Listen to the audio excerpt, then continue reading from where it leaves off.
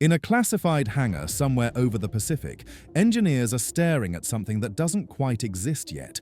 It's faster than anything the FA-18 Super Hornet could ever dream of being: stealthier, deadlier. And right now, three major world powers are frantically searching for any scrap of information about it. This isn't science fiction. This is the FA-XX. And the future of naval warfare just became very real. For over 3 decades, the FA-18 Super Hornet has been the workhorse of the US Navy. It's the fighter that dominated every conflict from the Persian Gulf to Iraq to Syria. Pilots love it. The Navy trusts it. But here's the uncomfortable truth that military planners have been wrestling with in secret meetings. The Super Hornet is aging. Not just physically, but operationally. China's J-20 stealth fighter is now operational and patrolling their airspace. Russia's Su-57, though produced in smaller numbers, is prowling Eastern Europe. And while the FA-18 is still formidable, the Navy recognize something terrifying. If they don't act now, they'll fall behind. So, in the shadows of aerospace contracts and classified briefings, the FA-XX was born. This isn't just an upgrade. This is a complete reimagining of what a carrier-based fighter should be. The Navy needed something revolutionary enough to maintain American air superiority for the next 40 years. That's a staggering responsibility. That's why the FA-XX isn't just faster or stealthier. It's fundamentally different. The replacement program quietly began in the mid-2010s and accelerated in the early 2020s, though only recently have fragments of information leaked to the public. The Navy learned from the F-35's rocky development. This time they're being more secretive, more measured, fewer leaks. And that silence? That's actually telling us something crucial about how seriously they're taking this. Did you know? The FA-18 costs approximately $67 million per unit. Early estimates suggest the FA-XX could cost twice that, or more. This single aircraft represents a massive financial and technological gamble by the Navy.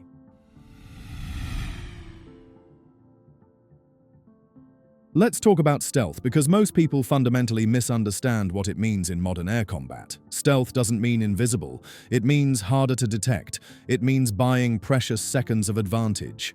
In a dogfight that lasts 30 seconds, those extra 5 seconds of undetected flight can mean victory or death. The FA-18 Super Hornet has some low observable design features. Its angle and shape were designed with radar cross-section reduction in mind. But it's not a stealth platform like the F-22 or F-35. It relies more on speed, maneuverability, and advanced electronic warfare systems. This works brilliantly against 4th-generation fighters. Against 5th generation. The math gets uncomfortable. The FA-XX changes that equation entirely. Engineers and designers across multiple classified programs have been wrestling with a fundamental challenge. How do you make a carrier-based fighter truly stealthy while keeping it fast enough, strong enough, and maneuverable enough to survive modern combat? It's like asking someone to build a tank that flies like a jet fighter. The answer involves materials science we're only beginning to understand publicly. The FA-XX's outer surface won't just be optimized for radar. It'll need to counter thermal imaging, infrared search and track systems, and next-generation electronic warfare detection. There's been speculation about metamaterials, active cancellation technology, and shaping concepts that would make a conventional aeronautical engineer's head spin. But here's what keeps Navy planners awake at night. Stealth is getting less absolute by the minute. As radar technology advances, as sensor fusion becomes more sophisticated, and as artificial intelligence starts hunting for faint radar reflections, stealth becomes less of a guaranteed advantage and more of a temporary reprieve. The FA-XX acknowledges this brutal truth. It won't just be stealthy, it'll need to be smart enough to outthink its opponents. Did you know? The F-22 Raptor, which entered service in 2005, has an estimated radar cross-section roughly comparable to a marble. around 0.0001 to 0.0002 square meters. The FA-XX's target signature is expected to be even smaller, potentially below the detection threshold of most existing radar systems.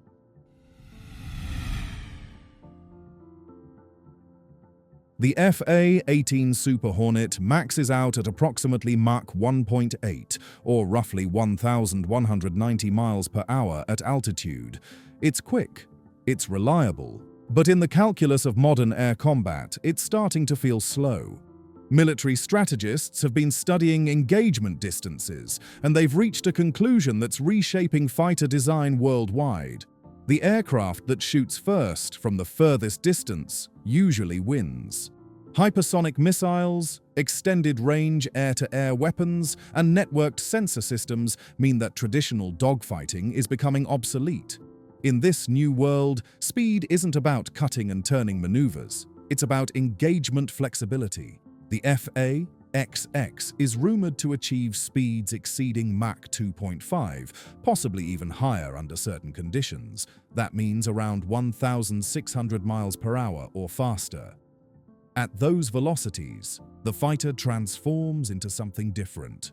A platform that can rapidly reposition, can evade incoming threats, can execute sophisticated maneuvers that current fighters simply cannot replicate. But extreme speed comes with grueling physics. At Mach 2.5, air friction generates tremendous heat. Materials can weaken, sensors can degrade. Pilots experience G-forces that can cause blackouts. So the FA-XX's engineers aren't just thinking about speed. They're rethinking thermal management, pilot protection, and structural integrity from the ground up. It's a machine that has to survive its own performance envelope. This speed capability changes the Navy's strategic playbook. Suddenly, a carrier strike group becomes more responsive.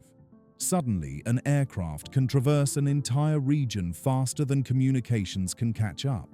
Suddenly, superiority in air combat isn't just about who's the better pilot, it's about who has the faster machine.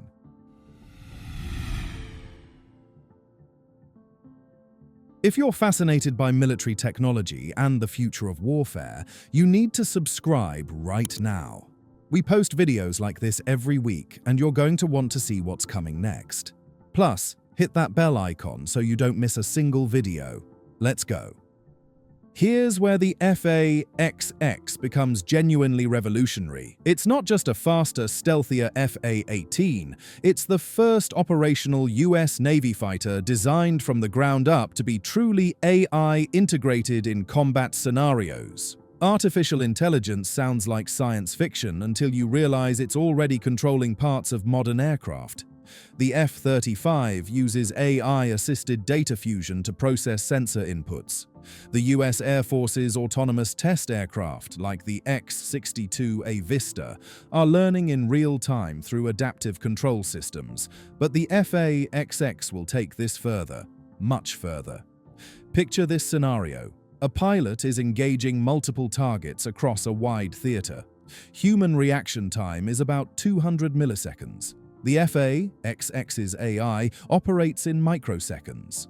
While the pilot is deciding which target to engage, the aircraft's systems have already analyzed threats, calculated intercept vectors, simulated weapons trajectories, and identified optimal evasion maneuvers. The pilot isn't flying blind, they're operating at the frontier of human-machine integration. But here's what worries defense strategists. What happens when an AI system makes a kill decision faster than the pilot can even process? There are classified discussions happening right now about rules of engagement for AI-enabled combat systems. Some military planners argue for human-in-the-loop systems, where AI recommends actions but humans decide. Others quietly believe that in a future conflict against an advanced peer enemy, the humans who wait for their systems to think will lose against enemies whose systems think faster. The FA-XX walks this tightrope. It will have human pilots, Navy tradition and human psychology demand it. But those pilots will be wielding an AI co-pilot that thinks differently, faster, and in ways that don't always follow human intuition. The pilots being selected to fly the genfa-xx aren't just aviators, they're essentially becoming AI mission commanders, learning to trust machines that think at the speed of electricity. Did you know?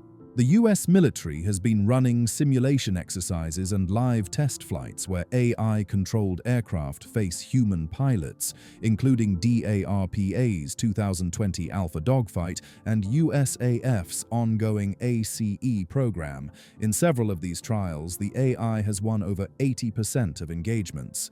The Navy is keeping its own test results extremely quiet.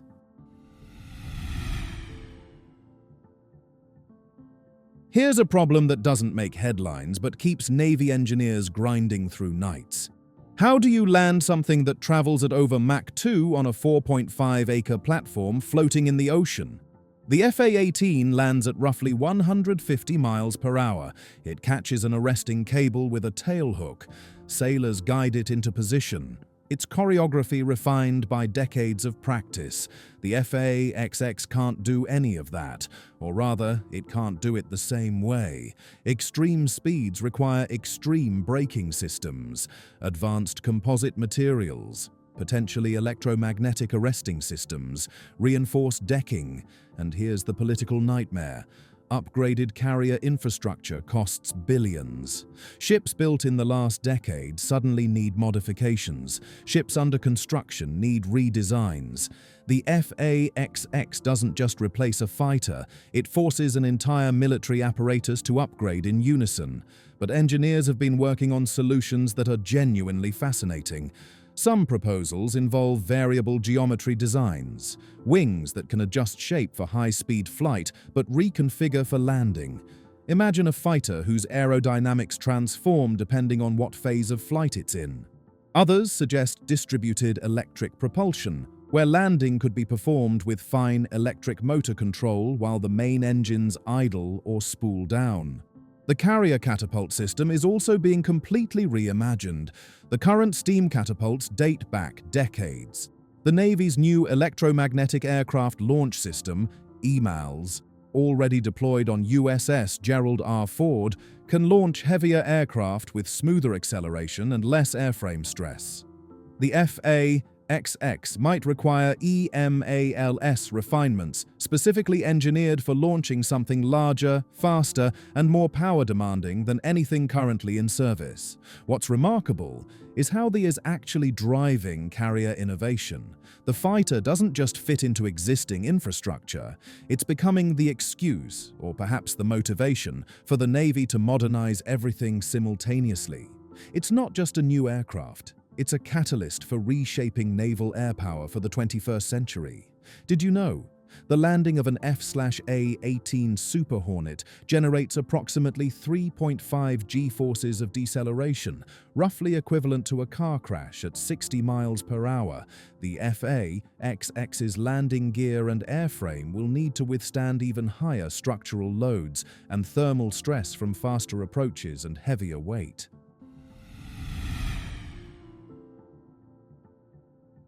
Let's talk about money, because the FA-XX's existence depends entirely on one thing: Congress approving eye-watering defense budgets. The total development and production cost for the FA-XX program is highly classified. Seriously, the number is locked away in Pentagon vaults. But leaked planning documents and defense industry estimates suggest we're talking about $200 to $300 billion for the complete program, covering research, development, procurement, and long-term support infrastructure. That's not per aircraft, that's the entire program cost. For context, the F-35 program's lifetime cost, including all three variants and global sustainment, is projected at over $1.7 trillion. The FA-XX is being developed with the explicit lessons learned from that experience: move faster, spend smarter, and don't let contract disputes balloon costs. But here's the political reality nobody wants to discuss at cocktail parties. Every dollar spent on the FA-XX is a dollar not spent on something else. Healthcare, infrastructure, education, all of these are competing for the same pool of federal funding. The FA-XX exists because the Pentagon has convinced political leadership that facing down China, Russia, and potential peer competitors in the next 30 years requires having the best carrier-based fighter in the world. You might think that's obvious, but it's not. It's a bet, a calculated high-stakes wager that air superiority will matter, that carriers will remain relevant, and that manned fighter aircraft will still be the centerpiece of naval warfare. If any of those assumptions prove wrong, the FA-XX becomes an expensive monument to yesterday's military doctrine. What's interesting is that nobody in the Pentagon is making these assumptions casually. They're running classified war games, analyzing Chinese military doctrine, and studying hypersonic weapons, drone swarms, and cyber warfare capabilities. And after all that analysis, the consensus is clear. We need the FA-XX. That consensus is expensive. That consensus shapes defense budgets. That consensus means the FA-XX will be built. The FA-XX isn't just replacing the FA-18, it's previewing what fighter aircraft will look like for generations. The design decisions being made right now will influence every aircraft manufacturer on Earth for the next 50 years. Other nations are watching. Russia is planning its own next-generation fighter. The UK is developing the Tempest, a stealthy 6th-generation platform. The EU is working on the Future Combat Air System (FCAS) project. Japan, South Korea, and India all have their own advanced fighter programs.